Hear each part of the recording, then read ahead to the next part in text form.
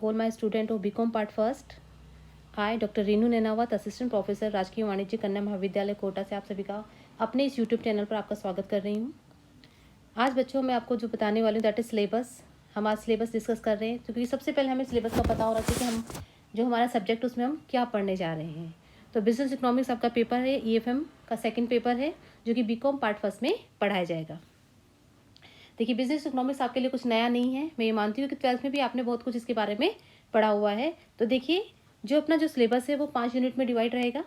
Unit first, unit second, unit third and unit fourth. तो सबसे पहले देखिए यूनिट फर्स्ट में दैट इज इंट्रोडक्शन।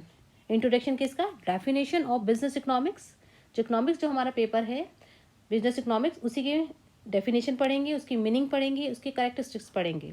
उसके बाद रोल इन बिजनेस डिसीजंस, कि जो बिजनेस डिसीजंस में जो बिजनेस इकोनॉमिक्स का जो रोल है वो उसके बारे में पढ़ेंगे।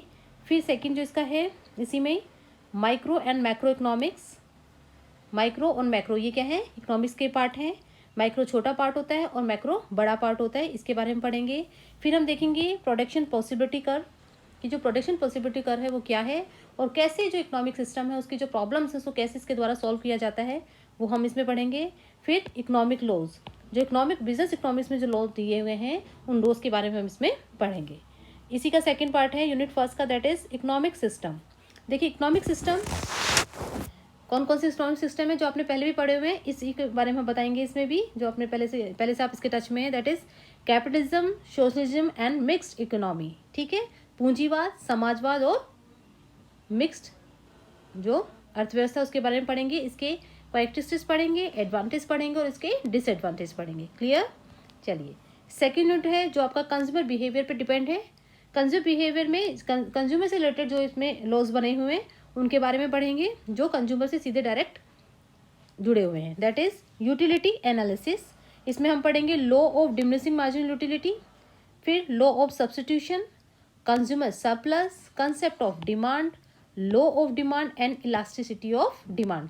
तो जो यूटिलिटी का पार्ट है वो हमारा किस पे डिपेंड है? पूरा डिमांड पर डिपेंड है। क्लियर? फिर हम पढ़ेंगे इसी का सेकंड जो पार्ट है that is indifference curve analysis. Indifference curve analysis है उसमें हम पढ़ेंगे इसका meaning, characteristics and consumer equilibrium, कि जो इंडिफरेंस कर्व है उसमें एक कंज्यूमर कहाँ इक्विलिब्रियम पॉइंट पे होता है उसके बारे में इसके पढ़ेंगे। फिर इसी के साथ जो इंडिफरेंस कर्व पर हम देखेंगे इसका प्राइस इफेक्ट देखेंगे, इसमें इसका इनकम इफेक्ट देखेंगे और उसके बाद सब्स्टिट्यूशन इफेक्ट कैसे होता है वो सब इसमें पढ़ेंगे। फिर आ जाते हैं हम यूनिट थर्ड में। देखिए जो यूनिट थर्ड है वो प्रोडक्शन एंड कॉस्ट एनालिसिस पे डिपेंड है, कि प्रोडक्शन में जो कॉस्ट लगती है वो और प्रोडक्शन फंक्शन उसके बारे में हम पढ़ेंगे। तो देखिए सबसे पहले प्रोडक्शन फंक्शन, उसमें हम देखेंगे लॉ ऑफ रिटर्न्स, फिर पढ़ेंगे हम रिटर्न्स टू स्केल, फिर iso product curve. Iso product पर जैसे कंज्यूमर बिहेवियर में हमारा इंडिफरेंस कर्व था उसी तरह अब प्रोडक्शन फंक्शन में आ जाते हैं तो आइसो प्रोडक्ट कर्व एक फर्म के लिए वही कर्व काम आता है, बस इसका नाम यहाँ चेंज हो गया, वहाँ इंडिफरेंस कर्व है यहाँ आइसो प्रोडक्ट कर्व। फिर least cost combination of A factor. Clear? अब आ जाते हैं हम कॉस्ट कंसेप्ट पे। कॉस्ट कंसेप्ट एंड क्लासिफिकेशन इसमें है कि कॉस्ट कंसेप्ट क्या है, उसके मीनिंग क्या है और कितने पार्ट में ये डिवाइड है। फिर cost function and determination of cost, कैसे कॉस्ट को डिटर्मिनेट किया जाएगा वो पढ़ेंगे। उसके बाद short term and long term cost analysis, कि जो अल्पकाल में कॉस्ट एनालिसिस क्या होती है और लॉन्ग टर्म में कॉस्ट को कैसे एनालिसिस किया जाएगा ये सब पढ़ेंगे। अब यूनिट थर्ड के ही थर्ड पार्ट में देखिए थियरीज ऑफ पॉपुलेशन। पॉपुलेशन की थ्योरी पढ़ेंगे, उसमें law of supply and elasticity of supply, इसके बारे में हम पढ़ेंगे। क्लियर? चलिए अब है यूनिट फोर्थ। यूनिट फोर्थ जो हमारा डिपेंड है वो कमोडिटी प्राइसिंग पर बेस्ड है पूरा। In this we have to read general theory of price determination, time element in price determination. Clear? फिर सेकेंड पार्ट में इसके price and output determination under perfect and imperfect competition, monopoly and discriminating monopoly. Clear? यहाँ हम किसके बारे में पढ़ रहे हैं? आप मार्केट्स के बारे में। मार्केट के बारे में आपने पहले भी थोड़ा बहुत पढ़ा हुआ है तो आपको और अच्छे से समझ में आएगा। फिर है ओलिगोपोली, इसकी characteristics, indeterminate pricing and output, price leadership and kinked demand curve, ये हमारा यूनिट फोर्थ का पार्ट है। क्लियर?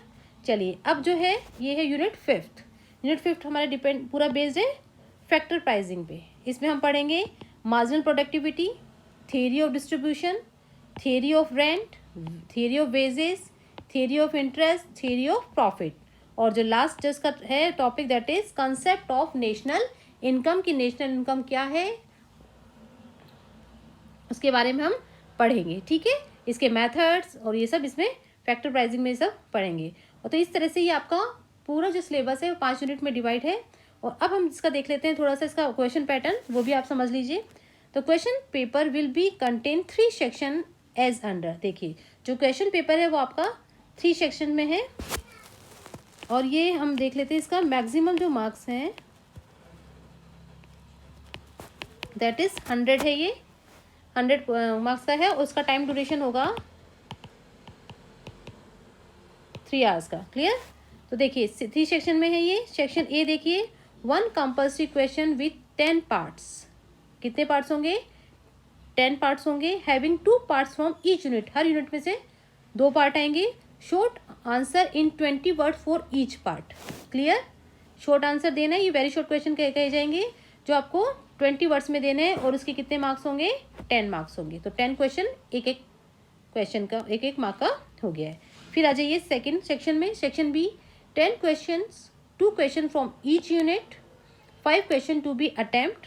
देखिए 10 क्वेश्चन होंगे और हर यूनिट में से 2 क्वेश्चन होंगे। आपको कितने क्वेश्चन करने होंगे? 5 क्वेश्चन करने होंगे। Taking 1 from each unit, her unit में से एक करना जरूरी है। आंसर एक्सप्लोरेटरी इन 250 वर्ड्स। ये आपके आ जाएंगे शॉर्ट क्वेश्चंस। टोटल मार्क्स हैं इसके 50। फिर है सेक्शन सी, 4 क्वेश्चन में हैव सब डिवीजन। ठीक है, 4 क्वेश्चन आएंगे और क्वेश्चन के सब डिवीजन हो सकते हैं। Covering all unit but not more than 1 question from each unit. Clear? Descriptive type answer in about 500, 2 question to be attempt.